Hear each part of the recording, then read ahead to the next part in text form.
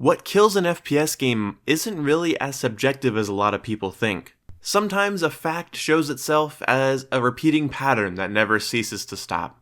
And dead first-person shooters are no exception.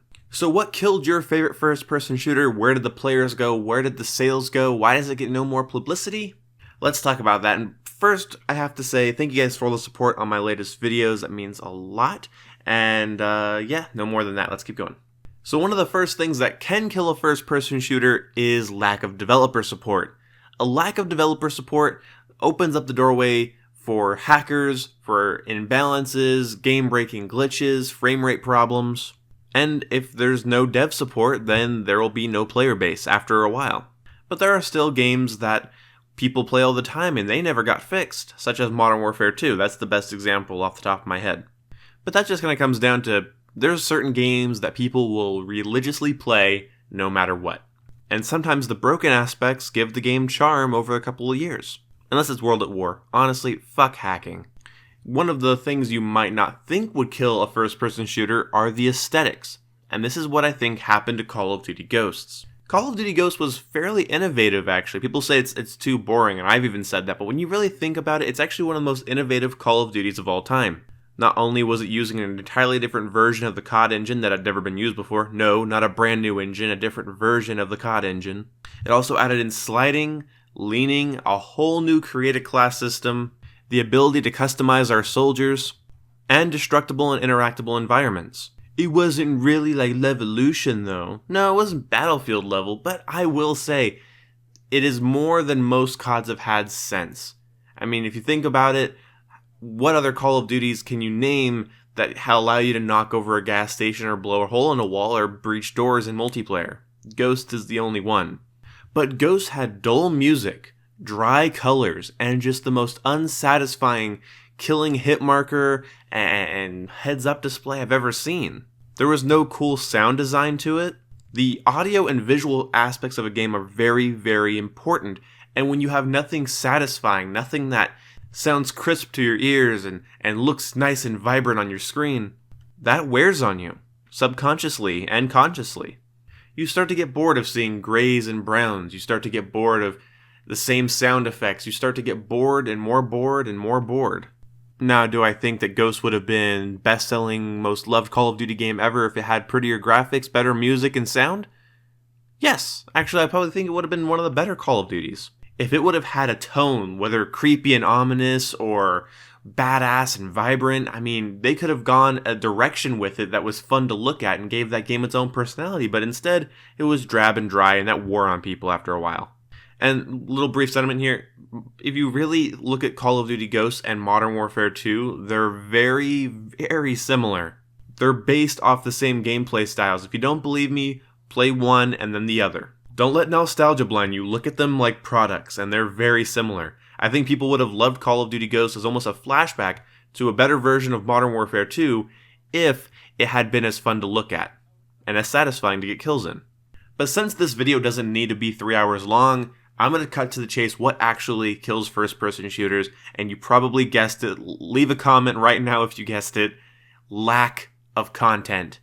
Lack of content has killed so many shooters. And even if a lack of content didn't kill the game, it hampered it, it dampened it, and people complained about it. It ruined its good press. A good example of that is Destiny. Destiny was ridiculed for lack of content when it launched, and now people believe it's a solid title if you're willing to put in the money and time for the extra expansions.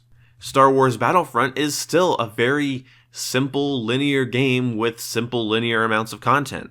A complete lack of any sort of decent customization plus a lack of any decent sort of variety really weighs on players, especially if they don't want to spend another $50 on all the DLCs. The original Titanfall, people got bored because there wasn't anything to unlock and grind for. There was certain things were too easy to unlock. There were some things that once you unlocked them, you didn't really care because they weren't as good as the main assault rifle. And if you ask people what killed the first Titanfall, they would tell you lack of content and repetitive gameplay. And the repetitive gameplay is no more repetitive than any other shooter. And before I talk about some other games, let me talk about that really quickly here. Here's the thing. First-person shooters, just like every genre of games, gets really repetitive. Same with racing games, fighting games, RTS games. If you play multiple matches in a row, you start to notice trends and patterns, and if you play that game for a couple months, you will start to get bored. So devices need to be in place to keep the player interested. Good progression system, well-paced progression, things that are meaningful to unlock, things that make you feel like a badass for earning them, things that are just tedious enough to take you a while, but not so tedious that you give up and go play a different game. Because Titanfall wasn't any more repetitive than Black Ops 2 or Battlefield 3 or 4. It wasn't any more repetitive, but there was just nothing to do. Some of the players that religiously played No Man's Sky despite all the hate towards it pretty much don't play it anymore at all. I mean, I'm sure there's some, but a lot of them are just like, nope, all the planets are the same and I don't feel like I'm working towards something. I don't feel like my character is working towards some sort of obtainable goal. There's nothing that I want to do or unlock. And last but not least on this list, Battlefield 1. I can talk about this and not get hammered by Battlefield fanboys because I've noticed a lot of big Battlefield YouTubers starting to complain about Battlefield 1's lack of content. So yay, I get to mention things now. I mean, honestly, you have COD gameplay on your channel and you don't love Battlefield 1. You love Battlefield 4, 3, and Bad Company and all those games, you just don't really love Battlefield 1, so you're a COD fanboy. That fucking logic is great. Whoever fucking keeps commenting that shit, I remove your comments for a reason. You have not gotten the hint yet. But Battlefield 1 is starting to show its lack of content, or it's failing to show content, which is a huge slap in the face to people that don't want to spend money on DLC. I know there's a lot of people, I was one of these people, that didn't want to buy DLC for a Battlefield game because Battlefield games are already supposed to be huge. Battlefield games are supposed to be massive, great, overwhelming games full of variety and customization. And Battlefield Bad Company 2, 3, 4, and Hardline were getting up there, giving you reasons to want to grind and master the game and get better. And 1 is kind of leaving people hanging. Like, they don't even have a challenge to unlock the shitty little alternative sight on your guns. Like, there's not even like, get 100 kills with this weapon to get a new sight. I probably would have played the game more if I was like, oh, I want to see what that new sight looks like. Go get 100 kills. It's like, oh, it's already there because who cares, whatever, fuck you. It's like, oh, you rank up, get money, buy the guns, and by, rank 5 on all the classes, you'll have everything, and by rank 10, you'll have all the class guns, and you won't give a shit anymore. Buy our DLC, and then you'll get more guns and maps, and you'll get more factions, it'll be so fucking cool.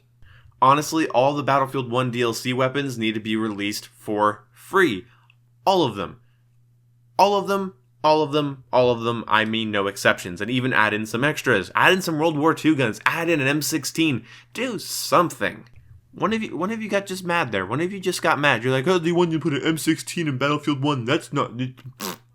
But I'm worried for Battlefield 1 because as much as I don't love it, I don't want to see it die because I don't want to see any Battlefield game die. But if it doesn't give people content, like free, good, substantial content... I mean, yeah, the crossbow grenade launcher was okay, but it was basically just rifle grenades. And the map, Giant Shadow, it's cool that they added it for free, but at the same time, it's something that I would have not paid for. It's like, I can't complain because you just handed it to me, but at the same time, I don't care that much because it's kind of shitty. It's not bad, it's just for added content, I could take it or leave it.